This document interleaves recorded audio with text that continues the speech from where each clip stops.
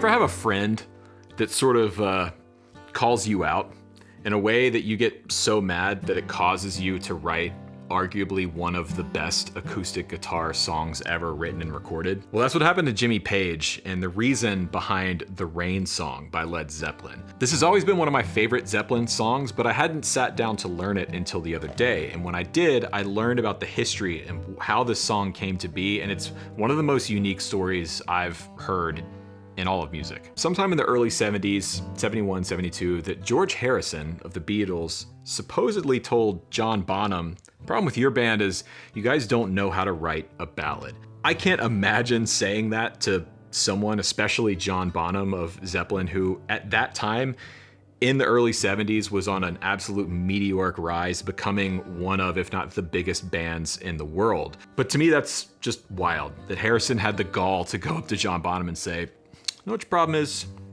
You don't know how to write ballads." So shortly after this, in response, Jimmy Page sits down to write and arrange The Rain Song, which ended up on Zeppelin's 1973 record, Houses of the Holy. It was recorded in 72 at Olympics Studios in London.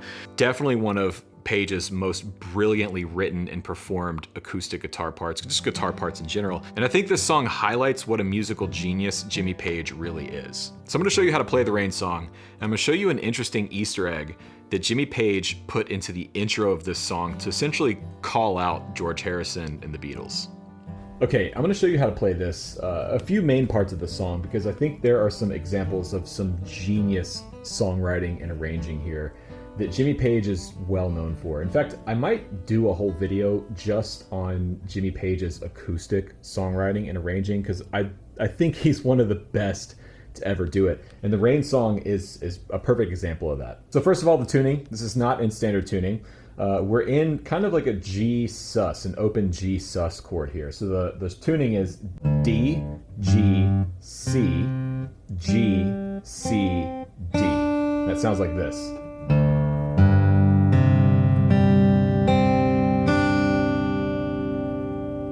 So you can kind of think of it as like open G, but instead of a third, we are adding the fourth, the C, the fourth note of the scale, to get an open G sus chord. Now to start off, we have this really beautiful descending octave line here.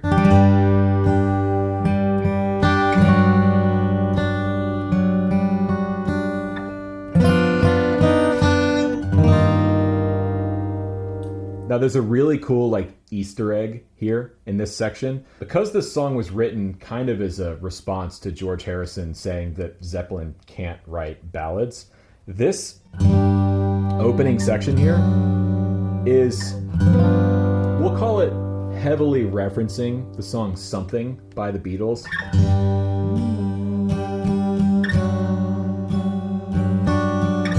That was done intentionally by Jimmy Page to kind of troll George Harrison and the Beatles. Like, oh, we can't write a ballad?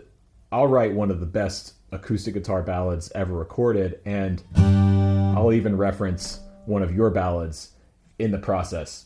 I think that's hilarious. So essentially what we're doing here is playing like just a G major, right? And then G major 7, just by taking that's our root note, it's our major 7, just in an octave, down to the flat 7, making this a dominant chord. So we're going G major 7, G dominant 7, and he's doing this little like altered walk down thing. And then we're ending on, which there's a few ways to think about this chord. You could think of it as like a minor 4 chord, like an altered minor 4 chord, or as a flat 6 chord. But here's the thing, I don't think Page was thinking of it that way. I think he just was writing and using these shapes, and he landed there and thought, that sounds nice. And then from there we go into this, into the 1. So this is like a G sus2 into just a regular G major. And from there we go into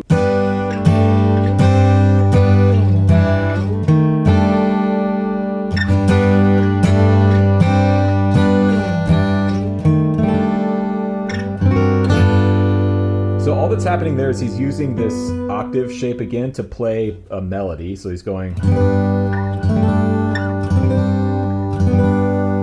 and then down here to the 4th fret.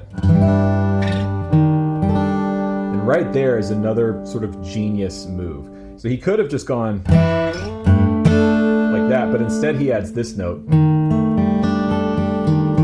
the 5th string, which is the minor third of the 4 chord. So this is effectively a C minor chord, minor 4. And you're gonna see that 1 to minor 4 thing a lot here in the Rain song. It's really beautiful, which, by the way, if you're confused about the terminology we're using, minor 4 and dominant, I have a whole video course dedicated to this stuff called Fretboard Fundamentals Ultimate.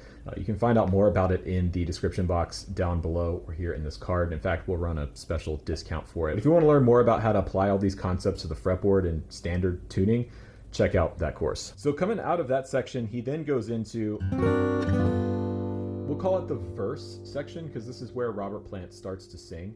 And this, I keep saying it, but I genuinely mean it. Like, this is another one of my favorite parts of this song. This move right here.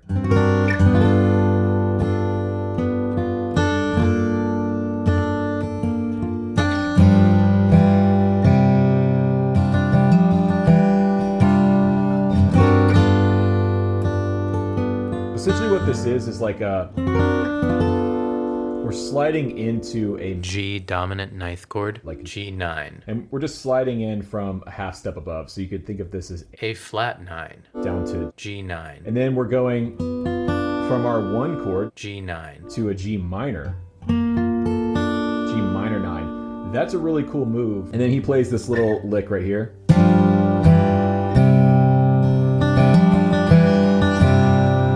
Which is going to the 4 chord C major, but we're going like a C sus4, C major, down to C sus2 there.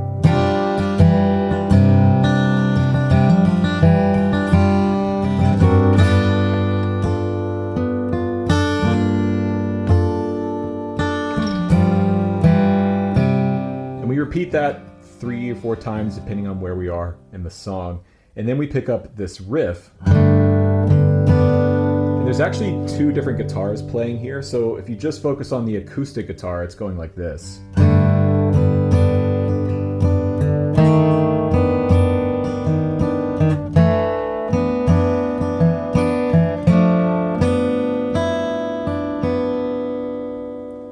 Another really cool move. Essentially what we have here is our 1 chord. There's G major again, but this is that G sus2 sort of sound. That riff we played a few times. We go from there to, which is a G major chord with a flat 6. This right here is the flat 6 of G major. And then we go up to the 6, that E natural, up to dominant, that's a flat 7. So that's what the acoustic is doing. Then there's this electric part, this Dan Electro that's playing in between those moves going. And you can combine those 2 together to go.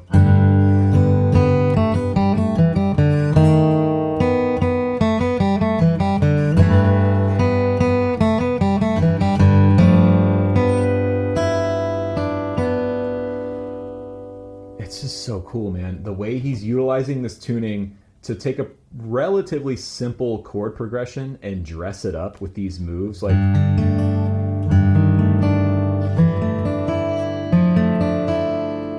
that's beautiful. Now, even though I'm using a lot of like the intervals and the terminology here, the simple way to think about this section is Page is just walking up the scale with each section. So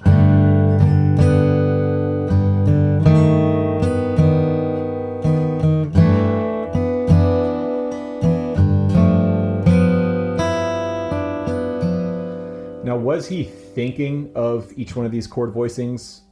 Maybe. I mean, he is an educated musician. I mean, don't forget, he spent years as a session musician playing big sessions in London, like at Abbey Road Studios for a long time. Like, he can read, he understands music theory and harmony. But when I play this song, to me, it feels like someone who spent time in this alternate tuning and was just finding moves, finding ways of moving sort of between this basic chord progression. Because if you really distill this down, the bass chord progression of the song is relatively simple, and he's utilizing this tuning to kind of embellish and create all these really interesting and melodic moves between essentially what is a pretty basic G major chord progression. And that, to me, is the genius of Jimmy Page. The way he can utilize a tuning like this to create really musical ideas and ways of moving between a more simple structure, I think is brilliant. And then from there, we're going to this descending line, which are just pretty simple major 7 and minor 7 voicings. So we start here. That's our 4 chord, C major 7. Then we go to our 3 chord, B minor 7. Then we go to our 2 chord, A minor 7.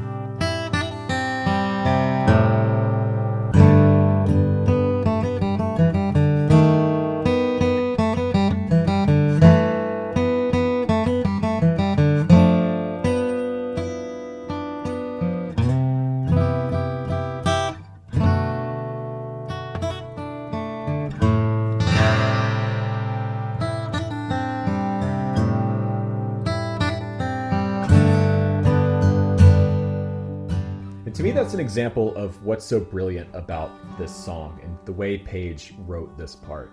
You can tell that it's inspired by some orchestral stuff, and it is stated that this song was inspired by easy listening orchestral music, and I think this particular move